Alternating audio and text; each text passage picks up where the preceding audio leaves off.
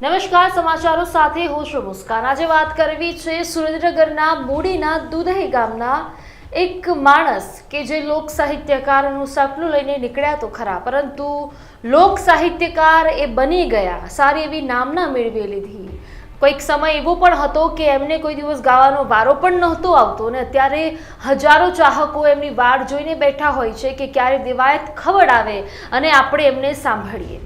દેવાયત ખવડ પાછળના ઘણા વર્ષોથી એક વિવાદનો મુદ્દો બનીને ઊભા રહી ગયા છે કે જે દુધઈ ગામના વતની છે અને દુધઈ ગામથી તેઓ લોક સાહિત્યકારનું સપનું લઈને નીકળ્યા તો હતા, પરંતુ સપનાઓ ક્યાંક ને ક્યાંક ચૂર થતા હોય તેવું લાગી રહ્યું છે।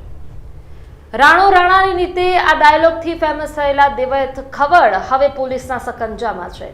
વિવાદોમાં એટલા સંપડાઈ ગયા કે હવે એમની લોકચાહના ગમે તેટલી હોય, એમની નેતાઓ સાથે સાંઠગાંઠ સારી હોય, મંત્રીઓ સાથે ઉઠક બેઠક હોય, એનાથી કંઈ ફરક નથી પડતો। જો તમે વાંકમાં છો તો અવશ્યપણે જેલના સળિયા પાછળ તમે જશો, એ વાત નક્કી છે।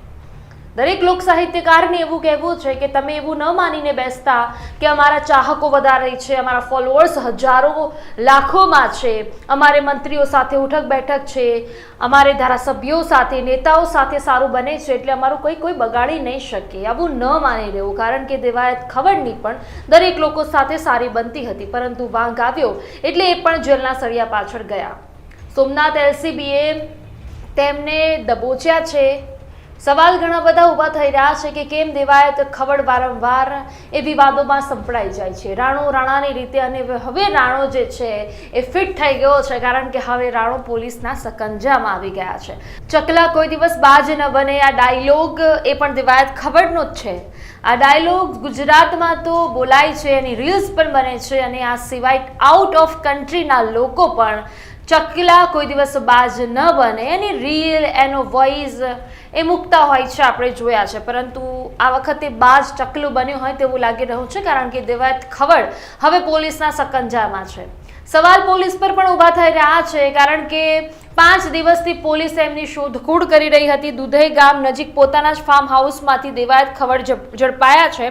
દેવાયત ખવડની સાથે સાથે 6 આરોપીઓની પણ ધરપકડ કરવામાં આવી છે। આ સાથે 5 દિવસથી દેવાયત ખવડ ફરાર હોવાની માહિતી પોલીસ દ્વારા આપવામાં આવી। હવે સ્વાભાવિક બાબત છે કે કોઈ પણ આરોપી હોય તો આરોપી જ્યાં રહેતો હોય, આરોપી જ્યાં કામ કરતો હોય ત્યાં આપણે પહેલા તપાસ કરીએ છીએ, એટલે કે દેવાયત ખવડના ઘરે તપાસ કરીએ, એમના જેટલા પણ ફાર્મ હાઉસ છે ત્યાં તપાસ કરીએ, એમની ઓફિસ પર તપાસ કરીએ, છતાં પણ પોલીસને 5 દિવસ કેમ લાગ્યા એ પણ એક સવાલ છે। પરંતુ એમના જ ફાર્મ હાઉસ છે સુરેન્દ્રનગરના મૂડીના દુધઈ ગામમાં એમનું જે ફાર્મ હાઉસ છે એ ફાર્મ હાઉસ પરથી જ દેવાયત ખવડ છે તે ઝડપાયા છે। હવે કેવી રીતે ઝડપાય એ પણ તમને કહી દઈએ। ચિત્રોડા ગામમાં જે દિવસથી જે જગ્યાએ જાય છે, જે જગ્યાએથી પાછા આવે છે, કામ અર્થે બહાર નીકળે છે, એ તમામના જે સીસીટીવી છે તે પોલીસ દ્વારા ચેક કરવામાં આવે, અને ચેક કર્યા બાદ સીસીટીવી જોયા પછી દેવાયત ખવડ દુધઈના એમના ફાર્મ હાઉસમાંથી ઝડપાયા છે। 6 આરોપીઓની ધરપકડ પણ કરવામાં આવી છે, અને હવે દેવાયત ખવડને જેલના સળિયા પાછળ ધકેલી દેવામાં આવ્યા છે। એમનું નિવેદન પણ સામે આવશે થોડાક સમયમાં। દેવાયત ખવડ વિવાદમાં રહેતો એક મુદ્દો બની ગયા છે। હવે દેવાયત ખવડ ક્યાંક ને ક્યાંક આ બહુ જૂની અંગત અદાવતને કારણે મારવામાં આવ્યો છે જે ભાઈ છે એમને, અને હવે દેવાયત ખવડ નું જે ભવિષ્ય છે એ જેલમાં ગયા છે। પહેલા પણ એ વિવાદોમાં ગયા છે। એમના માટે કદાચ આ નવાઈની વાત નથી, પરંતુ એમના ચાહકો, એમના સમર્થકો એમને એવું છે કે હવે દેવાયત ખવડ જે છે તે વધારે વિવાદોમાં સંપડાય છે, એટલે કદાચ એમની કારકિર્દી પર પણ અસર થઈ શકે તેવી શક્યતાઓ છે। આ સાથે તમને એ પણ જણાવી દઈએ કે સુરેન્દ્રનગરના જે મૂળ રહેવાસી છે અને ઉદય ગામના તેઓ રહેવાસી છે, સોમનાથ એલસીબીની ટીમે દેવાયત ખવડને ઝડપી પાડ્યા છે અને તેમને દબોચ્યા છે, તેમને જેલના સળિયા પાછળ ધકેલી દેવામાં આવ્યા છે।